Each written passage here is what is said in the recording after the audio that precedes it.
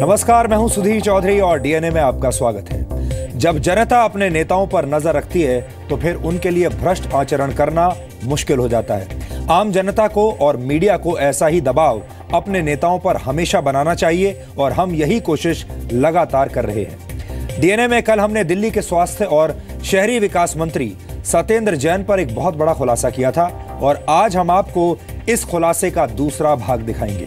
कल हमने आपको आयकर विभाग की जांच के आधार पर यह बताया था कि कैसे आम आदमी पार्टी की सरकार के मंत्री सत्येंद्र जैन ने कोलकाता के हवाला ऑपरेटर्स की मदद से 16 करोड़ 39 लाख रुपए के काले धन को सफेद किया था। लेकिन आज हम आपको यह बताएंगे कि सत्येंद्र जैन ने उस पैसे का इस्तेमाल कहां और कैसे किया। यह दिल्ली के मंत्री सत्येंद्र जैन की 200 बीघा जमीन का सच है। सवाल यह है कि आम आदमी के नाम पर राजनीति करने वाले नेता सारे उसूल और आदर्श भूलकर बेनामी जमीन कैसे खरीद सकते हैं। हमारे पास सैकड़ों पन्नों के दस्तावेज हैं जिनकी मदद से आज हम ये खुलासा आपके सामने करेंगे। इसके बाद हम राज्यसभा सांसद सचिन तेंदुलकर और रेखा की अटेंडेंस और गंभीरता का विश्लेषण करेंगे। राज्यसभा में इन दोनों ही सांसदों की अटेंडेंस बहुत शॉर्ट है और आज राज्यसभा में इस पर सवाल उठे, इसलिए इस विषय पर बात करना आज जरूरी है। आपकी तरह हम भी सचिन तेंदुलकर के खेल और रेखा की अदाकारी के प्रशंसक हैं। ये दोनों ही लोग अपने अपने क्षेत्र के दिग्गज हैं, लेकिन हर कोई हर भूमिका को ठीक से नहीं निभा सकता। सचिन तेंदुलकर बहुत अच्छे और महान क्रिकेटर हैं, लेकिन एक सांसद के तौर पर उन्हें अच्छा नहीं कहा जा सकता। इसी तरह रेखा बहुत अच्छी अभिनेत्री हैं, लेकिन उन्हें बहुत अच्छा सांसद नहीं कहा जा सकता। हमें उम्मीद है कि सचिन तेंदुलकर और रेखा हमारा ये डीएनए टेस्ट आज देखेंगे और हमें उनकी काबिलियत पर कोई शक नहीं है और हम उनके प्रशंसक हैं। लेकिन इसका मतलब ये नहीं है कि हम जायज सवालों को आज नहीं उठाएंगे। और आज हम दिल्ली के मशहूर सिनेमा हॉल रीगल को विदाई देने वाला एक स्पेशल डीएनए टेस्ट भी करेंगे। आज राज कपूर की फिल्म संगम के शो के साथ रीगल हमेशा हमेशा के लिए इतिहास के पन्नों में खो जाएगा। 1932 में दिल्ली के कनॉट प्लेस में शुरू हुआ ये सिंगल स्क्रीन सिनेमा हॉल आज रात से बंद हो जाएगा और हो सकता है कि आज मल्टीप्लेक्स में फिल्म देखने वाली जनरेशन को रीगल सिनेमा के बंद होने से कोई खास फर्क ना पड़े। लेकिन आप में से बहुत से लोग ऐसे जरूर होंगे जिनकी कोई ना कोई याद इस सिनेमा हॉल से जरूर जुड़ी हुई होगी। आज रीगल से आखिरी शो देखकर बाहर निकलने वाला हर व्यक्ति शायद यही पंक्तियां गुनगुनाते हुए बाहर निकलेगा कि जाने कहां गए वो दिन। ये जिंदगी का दस्तूर है, जो नया है वो पुराना हो जाता है, बुजुर्ग हो जाता है और फिर हमेशा के लिए विदा हो जाता है। ऐसा इंसानों के साथ तो होता ही है, लेकिन कई बार कुछ इमारतें भी जीवन के इसी चक्र से गुजरती हैं। कुछ ऐसा ही रीगल के साथ हुआ है, इसलिए आज हम आपको रीगल का एक शानदार फ्लैशबैक दिखाएंगे। लेकिन सबसे पहले आज की तमाम बड़ी खबरें नॉनस्टॉप न्यूज में। सुप्रीम कोर्ट ने 3 तलाक के मुद्दे को सुनवाई के लिए संविधान पीठ को सौंप दिया है। 5 जजों की संविधान पीठ 11 मई से 14 मई तक लगातार इस मामले की सुनवाई करेगी। सुप्रीम कोर्ट ने इस मामले से जुड़े सभी पक्षों को 2 हफ्ते में अपना जवाब दाखिल करने को कहा है। According to us, it's unconstitutional. Let us see what the court has to say. इस मामले में अगली तारीख जो है 11 मई मुकर्रर हुई है और 11 मई से कॉन्स्टिट्यूशन बेंच एक वेकेशन कॉन्स्टिट्यूशन बेंच जो है वो कॉन्स्टिट्यूट की जाएगी और वो इस मामले को डे टू डे बेसिस पे सुनेंगे। सुप्रीम कोर्ट के फैसले के बाद केंद्र सरकार ने फिर कहा है कि वो 3 तलाक, हलाला और बहुविवाह जैसी कुप्रथाओं के विरोध और मुस्लिम महिलाओं के पक्ष में मजबूती से खड़ी है। भारत सरकार 3 तलाक के मुद्दे पर अपना रुख स्पष्ट कर चुकी है। ये घोर रूप से असंवैधानिक है। ये विषय न किसी इबादत से इसका संबंध है, न पूजा से संबंध है। इसका सीधा संबंध है नारी न्याय, नारी गरिमा, नारी समानता। उत्तर प्रदेश में मीट व्यापारियों की हड़ताल खत्म हो गई है। सीएम से मुलाकात में सरकार ने मीट कारोबारियों को भरोसा दिया है कि वैध रूप से काम कर रहे लोगों पर कोई एक्शन नहीं लिया जाएगा। मैं फिर दोहरा रहा हूं, मुख्यमंत्री जी की तरफ से कोई भी ऐसा काम करेगा तो उस पे कड़ी कार्रवाई होगी। आज के बाद अब इसको टॉलरेट नहीं करा जाएगा। इससे पहले विधानसभा में अपने पहले भाषण में मुख्यमंत्री योगी आदित्यनाथ ने कहा कि उनकी सरकार विपक्ष से भेदभाव नहीं करेगी।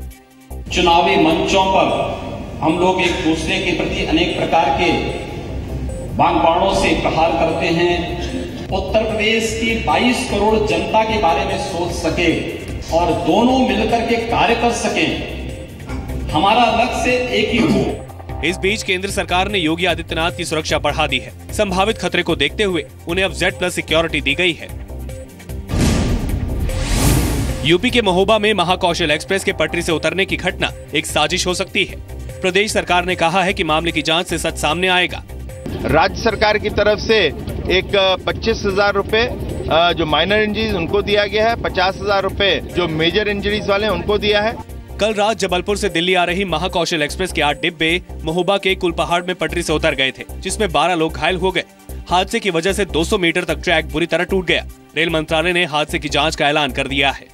घायल यात्रियों के इलाज का समुचित प्रबंध करा दिया गया है। जो डिरेल डिब्बे हैं उनके यात्रियों को 3 बसों के द्वारा गंतव्य तक पहुंचाने का इंतजाम रेलवे ने कर दिया है।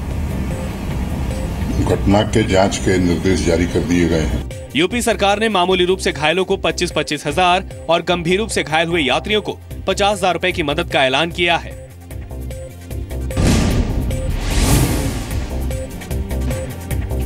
जम्मू कश्मीर के डीजीपी ने युवाओं से अपील की है कि वो एनकाउंटर वाली जगहों पर न जाएं, क्योंकि ऐसा करना खुदकुशी करने की तरह है। The youth coming to the encounter site they are committing suicide. Bullet does not see who's coming and who it will hit. DGP के मुताबिक कश्मीर में पत्थरबाजों के करीब 300 व्हाट्सएप ग्रुप बने हुए हैं। हर ग्रुप में 250 से ज्यादा सदस्य हैं। ये लोग किसी भी एनकाउंटर के वक्त आतंकियों को बचाने और हिंसा भड़काने के लिए सक्रिय हो जाते हैं। साथ ही साथ कश्मीर में युवाओं को भड़काने के लिए अन्य सोशल मीडिया का भी इस्तेमाल हो रहा है। शिवसेना ने सांसद रविंद्र गायकवाड़ पर फ्लाइट्स में ट्रैवल बैन की शिकायत स्पीकर से की है। शिवसेना के सांसदों ने दलील दी कि जब एफआईआर दर्ज हो चुकी है तो ट्रैवल बैन हटा देना चाहिए। साथ में पार्टी ने इस मामले में माफी से भी इंकार कर दिया। हमारे जो एमपी के ऊपर सभी विमान कंपनी जो फ्लाई बैन लगाया हुआ है वो हटाया जाए, ये रिक्वेस्ट लेके हम सभापति महोदय की तरफ। एयरलाइन कंपनियों पर बड़ा आरोप लगाते हुए शिवसेना सांसद संजय राउत ने उन्हें माफिया करार दिया। करप्ट लोग, देशद्रोही सब आपके फ्लाइट से फ्लाई कर सकते हैं, लेकिन एक सांसद है, एक आम आदमी है, वो फ्लाई नहीं करेगा। और अब तक उनके खिलाफ जो आपने एफआईआर दाखिल किया उसकी जांच पूरी नहीं हुई।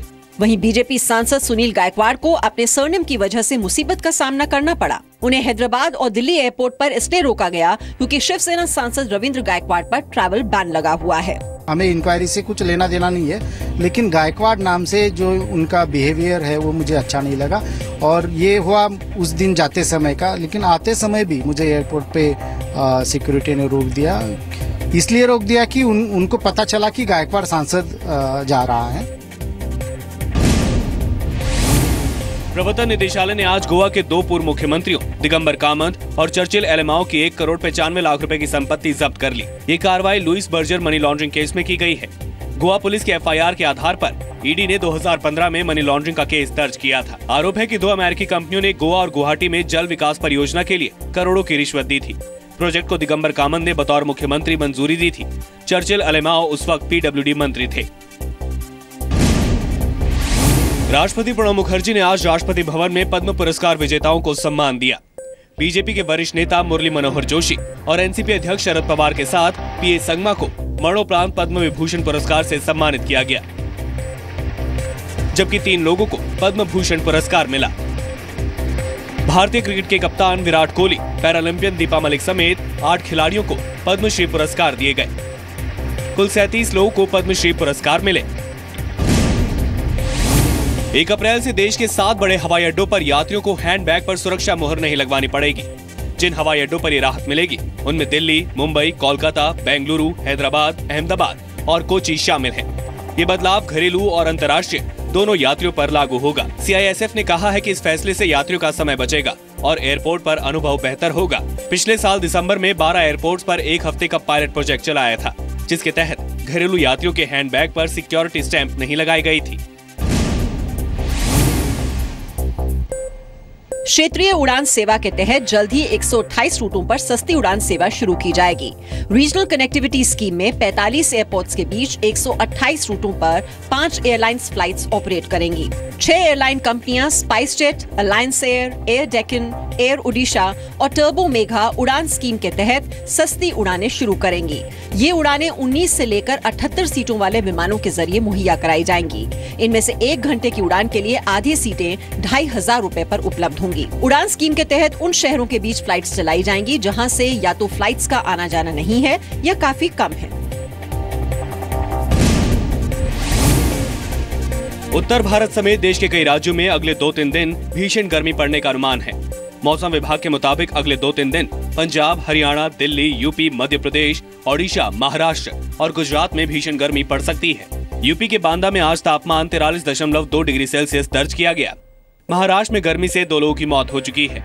राज्य सरकार ने लोगों से दोपहर के वक्त घर से बाहर न निकलने की अपील की है।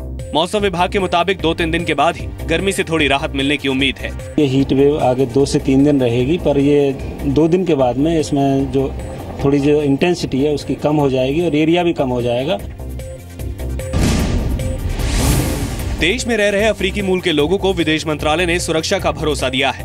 नोएडा में नाइजीरियाई लड़कों पर हुए हमले को सरकार नस्ली हमला नहीं मान रही, लेकिन सरकार ने इस मामले में सख्त रुख अख्तियार किया है। We will remain committed to their safety and security. We will continue to take action against all those guilty and they will be prosecuted in accordance with law. वहीं नोएडा में अपने साथ मारपीट और बदसलूकी का आरोप लगाने वाली केन्या की लड़की के आरोप गलत निकले। नोएडा पुलिस की जांच में साबित हुआ है कि लड़की के साथ स्थानीय लोगों ने मारपीट नहीं की थी। शायद इनकी जो है झगड़ा अपने ही किन्हीं दोस्त से हुआ और उन्होंने साफ लिखा है कि ये हम लोग अपना एम्बेरेस्ड हैं, ये लड़की झूठ बोल रही है। 27 मार्च को ग्रेटर नोएडा में नाइजीरियाई छात्रों पर हमले के बाद अफ्रीकी मूल के लोगों की सुरक्षा पर सवाल उठ रहे थे। नोटबंदी के दौरान विदेश गए भारतीयों के लिए 500 और 1000 के पुराने नोट जमा करने का कल आखिरी दिन है। सरकार ने केवल उन लोगों को पुराने नोट आरबीआई में जमा करने के लिए 31 मार्च 2017 तक का वक्त दिया है जो नोटबंदी के दौरान देश से बाहर थे। विदेशों में बसे भारतीय यानी एनआरआई 30 जून 2017 तक आरबीआई में पुराने नोट जमा कर सकते हैं। आरबीआई के मुंबई, दिल्ली, कोलकाता और चेन्नई ऑफिस में पुराने नोट केवल जमा किए जा सकते हैं, उन्हें बदला नहीं जा सकता। देश के काफी हिस्सों से आम लोग भी पुराने नोट बदलवाने के लिए आरबीआई के दफ्तर पहुंच रहे हैं, लेकिन उन्हें निराश होना पड़ रहा है। 31 मार्च के बाद आप 500 और 1000 के 10 से ज्यादा पुराने नोट अपने पास नहीं रख पाएंगे। 8 नवंबर 2016 को सरकार ने 500 और 1000 के पुराने नोट बंद कर दिए थे। ऑस्ट्रेलियाई खिलाड़ियों के साथ दोस्ती खत्म होने वाले बयान पर विराट कोहली ने सफाई दी है। विराट ने कहा है कि उनके बयान का तिल का ताड़ बना दिया गया। विराट ने ट्वीट किया, प्रेस कॉन्फ्रेंस में मेरे बयान को बहुत बड़ा चढ़ाकर बताया गया। मैंने पूरी ऑस्ट्रेलियन टीम के बारे में नहीं, कुछ खिलाड़ियों के बारे में बात की थी। जिन खिलाड़ियों को मैं जानता हूं, उनके साथ मेरे अच्छे संबंध बने रहेंगे। इसके साथ ही आरसीबी में साथ खेलने वाले खिलाड़ियों से भी मेरे संबंधों में कोई बदलाव नहीं आएगा। वहीं पूर्व ऑस्ट्रेलियाई खिलाड़ी ब्रैड हॉज ने भी विराट कोहली पर दिए अपने बयान पर माफी मांग ली है। हॉज ने कहा है कि उनका इरादा कभी किसी को नुकसान पहुंचाना, आलोचना या अपमान करना नहीं था।